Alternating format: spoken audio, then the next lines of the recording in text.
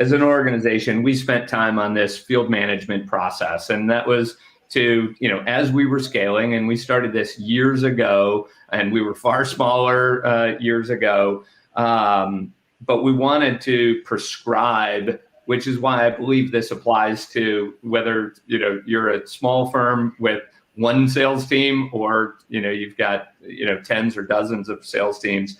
The idea of mapping out the calendar, we did this years ago, and we literally took a quarter and said, what can you actually accomplish in a quarter? Because all of us as sales managers are running around frantic, chasing deals, fire drills left and right. And we said, all right, how much time do we actually have in a quarter? We want to do all these things.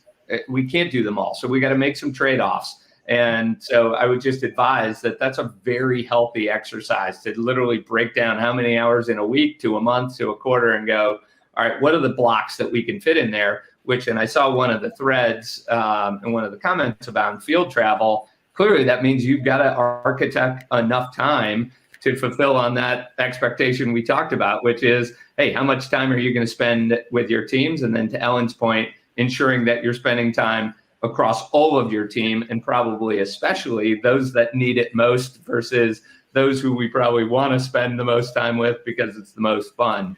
And then the last nugget I just want to anchor again, it took us a while to get here, but we really instituted this with force a few years back, is, we have a cadence call for pipeline coaching.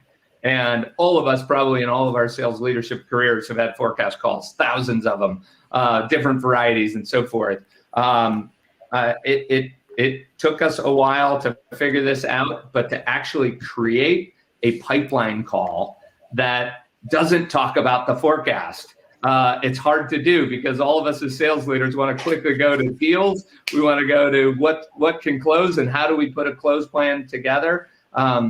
But we dictated the structure of this call is all about pipeline creation. And then we spend time mapping what does a successful pipeline coaching call look like so we could actually teach our sales leaders to be efficacious in a pipeline coaching call, in it as much as also just inspecting the simple output of do we have enough pipeline or not.